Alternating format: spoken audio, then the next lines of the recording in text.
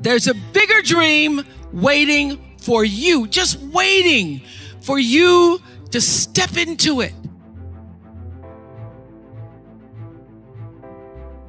Everything you try to do is already done. So when I figured that out, what I'm putting out is what's coming back. Let me get real clear about what it is I'm putting out. Real clear. So I read a book about 1989 called Seed of the Soul. And in that book, Gary Zukav talked about the laws of karma, of the laws of cause and effect, the third law of motion. And in that book, he talked about how your intention is always one with the law. Meaning, before you even think about a thing, you have an intention for the thing. And that the intention is going to determine the outcome. That's why the same people can go to the same church service and somebody walk down the aisle just to be seen to put some money in the church, and somebody else who just goes and just has a little bit to offer. The intention with which you give, the intention with which you serve determines the outcome. So when I figured that out, I went, whoa, I changed everything I did on my show.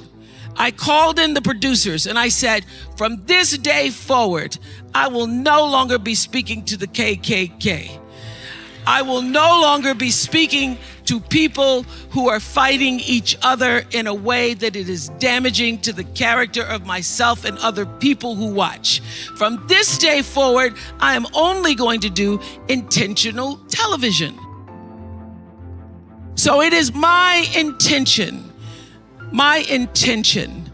to fulfill the dream of the Creator.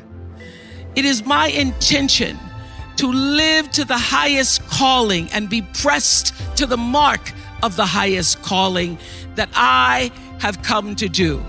And when you can ask the Creator, ask that which made you you, what is your dream for me? I guarantee you, instead of you trying to define the dream, what is your dream for me? If you're able to lean into the dream that the universe and all the forces of light and love and power and grace by all the names that we call God has for you, nobody can touch you. Every single day, I would have a pre-show meeting and have the producers come in and state to me, what is your intention? How do we want to use whoever is on this show, whatever is happening on this show, to serve the audience in a way that fulfills the mission of uplifting, enlightening, encouraging, as well as entertaining? And if it doesn't do that, then I can't do it. There's a bigger dream waiting for you, just waiting for you to step into it. To step into it. Your life is big. Your life is huge. And we spend so much time wanting to be in somebody else's life. And you don't get honored, you don't get revered, you don't get celebrating wanting what somebody else has, because that which created you, divine intelligence that dreamed you from before your ancestors ever knew they would become your ancestors, that which dreamed the seed of you, wants you to know how special, how wondrous, how mysterious, how complex, how glorious, how phenomenal you are. And you get no credit messing in somebody else's territory or trying to have power over something you have no control. Another one of my favorite teachings is The Wizard of Oz. When the Wicked Witch of the West says, go away from here because you don't have any power here, you have no power in any territory other than your own. Oh, but you are the master of that. You get to be the master of your own fate. You get to be the captain of your own soul. And if you just manage that, if you just took care of your territory, oh, the glorious, glorious, glorious, wondrous, wondrous opportunities and possibilities that are waiting for you. So the question is, what are you resisting? What are you pushing against? What are you not allowing? What are you blocking because you have this idea of who and what you're supposed to be, instead of leaning into the dream that's already been created and waiting for you? It's waiting for you. And the second, it's an instant thing. It's a shift in the way you see yourself and the power from which you have come.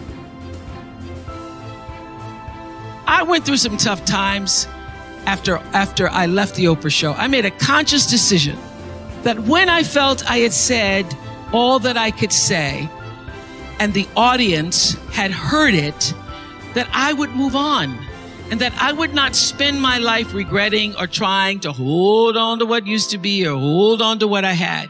So I dreamed this dream of starting a network. And in the beginning, it was a struggle. It was a struggle because honest to goodness, I did not know what I was doing. I was trying to figure it out. I thought that the Oprah show audience would follow us to OWN. And then I realized y'all didn't have cable.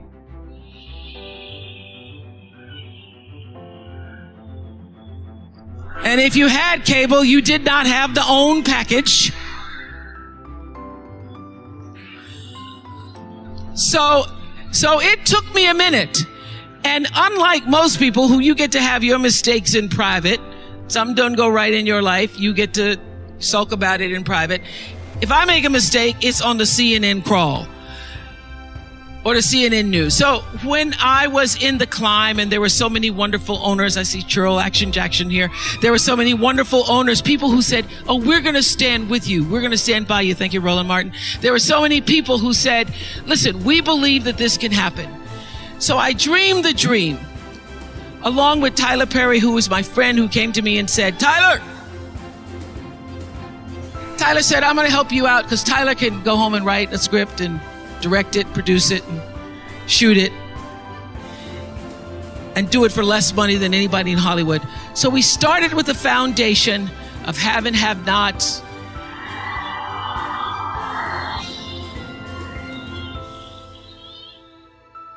If loving you is wrong,